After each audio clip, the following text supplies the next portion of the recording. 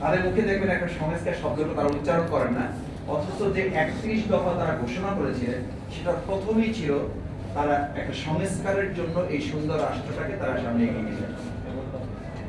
এখন কথা হচ্ছে সংস্কারকে ভয় পাই কেন আমরা?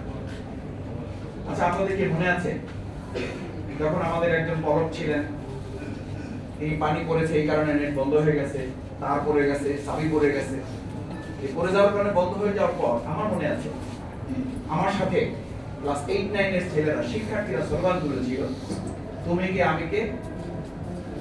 এই স্লোগানের পাশে তখন যখন মিডিয়া বন্ধ হয়ে গেল, সোশ্যাল মিডিয়া বন্ধ করে দিল, তখন আমাদের সন্তানরা স্লোগান তুলেছিল, তুমি কে আমি কে, মিডিয়া মিডিয়া। অর্থাৎ প্রত্যেক ব্যক্তি, প্রত্যেক তখন আন্দোলনকারী একজন ব্যক্তি রাস্তায় দাঁড়িয়ে বলছিল মিডিয়া বন্ধ করে লাভ হবে না, আমরা প্রত্যেকেই আজকে মিডিয়া হয়ে গেছে।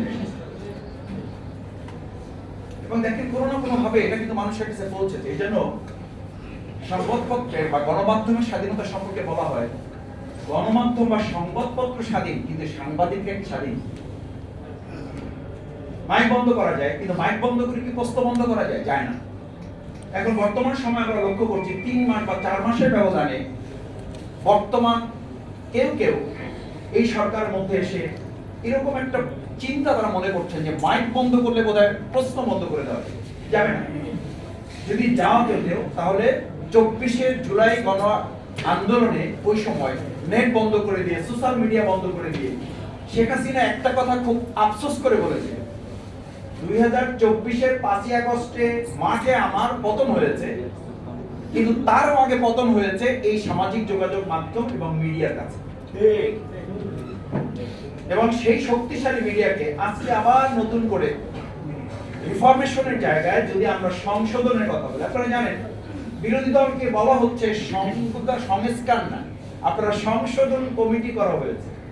যে সংশোধনী কমিটিতে আসে, আরে বাবা রাস্তার দিকে তখন আপনারা তাকান নাই। এই জন্য বলা হয় যে 15 বছর বাইরে থাকলে এই আন্দোলনের রাস্তায় কি হয়েছে এটা তো আপনার চোখের সামনে নাই, আপনি বুঝবেন না। তখন আমাদের কেউ রাস্তায় আমাদের সন্তানেরা এটা লেখেন নাই, সংশোধনের কাজ চলিতেছে, বিকল্প রাস্তা ব্যবহার করুন। তখন আমাদের সন্তানেরা বা রাস্তায় ঢাকায় লিখেছিল, বাংলাদেশে বিভিন্ন রাস্তাগুলো আটকিয়ে আন্দোলনে তারা লিখেছিল, রাষ্ট্র মেরামত সংস্কারের কাজ চলিতেছে, আমাদেরকে সহযোগিতা। সেই সংস্কারটা হঠাৎ হওয়া হয়ে গেল কেন? সেই সংস্কারটা থেকে আমরা নিজেরা হঠাৎ করে নিজেদেরকে লুকিয়ে ফেললাম কেন? লুকিয়ে ফেললাম এই জন্য, আমি সাংবাদিকতা বা যারা করেন আপনাদের সাথে থাকতে থাকতে ছোট ছোট কিছু বিষয় শেখার চেষ্টা করেছি। সেখানে আমরা শুনতাম, বলতেন